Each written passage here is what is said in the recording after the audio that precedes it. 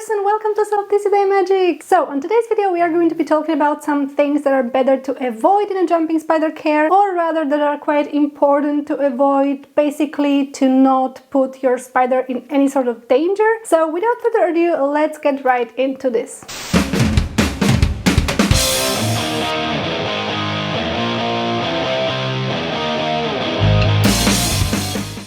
So before we begin, I would actually like to give a quick disclaimer. So these are probably not going to be all the things to avoid in a jumping spider care. However, these are the things that I consider to be really important. And especially if you're a new jumping spider keeper, I think it's quite important for you to know these. Okay, so there are plenty of jumping spider care videos out there, but I thought it might be kind of important to also shed some light on what not to do, as opposed to only what to do, to kind of make you as a new keeper pay some attention to these details so your spider can be safe and healthy and happy and all that.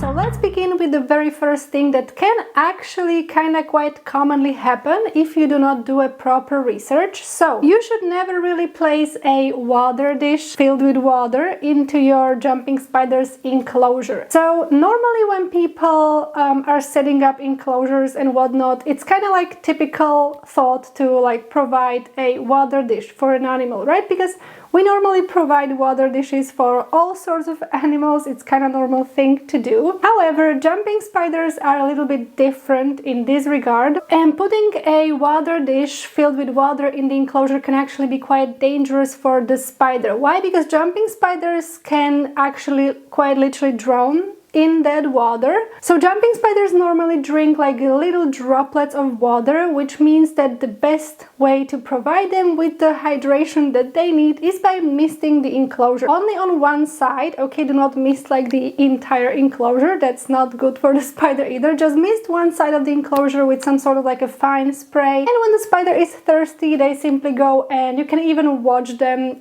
literally drinking up these little droplets, and it's the cutest thing ever. Next up, we are going to talk a little bit about feeding your jumping spiders. So I actually made a whole video about what do jumping spiders eat, what is good for them, what isn't good for them, what is better to avoid, blah blah blah. I'm going to leave the link to that video down below if you're interested in that. However, I want to mention here something that you should never do. Ideally, please always try to avoid that. And that thing being offering your jumping spiders wild-caught prey. So for example, it's really common then in summer there are a lot of insects around. There are a lot of house flies and whatnot, and you might, as a new jumping spider keeper, have the urge to catch some of them and offer them to your spider. Yeah, don't do that. Please don't do that. And the reason why you should not be doing that is because all these insects that come from the outside might somehow be contaminated. They might be full of either parasites or some pesticides or something, because you do not know where these insects, especially flies and stuff, were before they came into your room, into your apartment, house, whatever. And if you offer this prey to the spider, they will eat it. However, it might pose some sort of health risk for the spider, and it's simply better to avoid it. I know that it can be quite frustrating to be buying feeders, especially in summer when, again, there are a lot of insects everywhere. But please always try to opt for buying captive bred feeders, because that way you know what you're feeding your spiders, they're getting all the nutrients they need, and you are not putting your spider's health at risk, which is the important part after all. Moving on, another thing that you should probably avoid doing is leaving your jumping spider's enclosure in direct sunlight. Direct sunlight might heat up the enclosure way too much, and sadly jumping spiders cannot really regulate their body temperature, or how to exactly say that. The thing is, it might really present some serious risk to your spider's life, because if you leave the enclosure in direct sunlight and it overheats, they have nowhere to hide. They have no cold spot to hide, and you can imagine, even as a human, you can imagine how incredibly frustrating and incredibly annoying and sometimes dangerous that can be, right? So please always try to find a place in your apartment, in your home, where the spiders do get some natural daylight. That is very important. Do not place them somewhere in a dark spot in your home, okay? They do need daylight because they are diurnal animals, but never, never, never direct sunlight, okay? It's really, really dangerous, so it's really important that you don't do that, please. Another thing that I would advise not doing is giving your jumping spider an enclosure that is either bigger for them or smaller for them. It is important to mention the both bigger and smaller kind of issue, because people often think, like, there's a whole discourse about enclosures, to be honest, but people often think that the bigger the enclosure the better, but it's not always the case. If you, for example, keep a jumping spider sling, so really teeny tiny spider, and if you put this really teeny tiny spider in a bigger enclosure that is fit for them in that moment, they might either get stressed because there is like too much room for them to like walk around, etc., and they might not adapt quite well, and also they might have difficulties finding prey.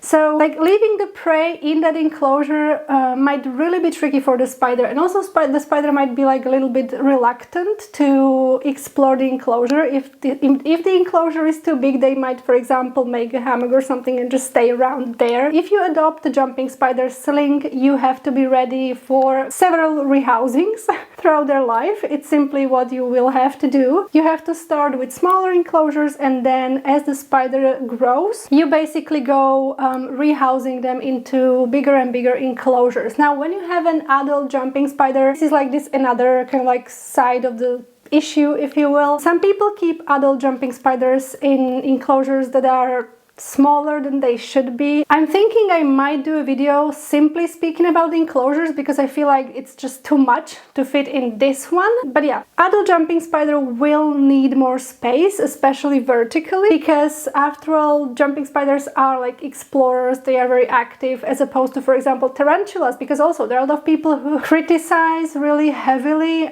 tarantula keepers when they're keeping tarantulas in like smaller enclosures. But a lot of tarantula species do not really require like a huge enclosure, because a lot of tarantula species simply burrow and they kind of like stay in the burrow they made. I'm just kind of like making this side note here because yeah, adult jumping spiders do require more space. Anyway, if you would like me to talk more about like enclosure details, please let me know down in the comment section, and then I might do a little bit more of like detailed video on that topic. Anyway, okay, and the last but definitely not least, please try not to overhandle your spiders. This might be a little bit controversial, maybe, I don't know, because see, the jumping spiders can tolerate handling pretty well as opposed to some other spider species. However, I still don't really think it's ideal to be handling them every single day. I think that might be quite stressful for the spiders, and if you keep jumping spiders, you really want to keep their stress levels to the minimum, right, as we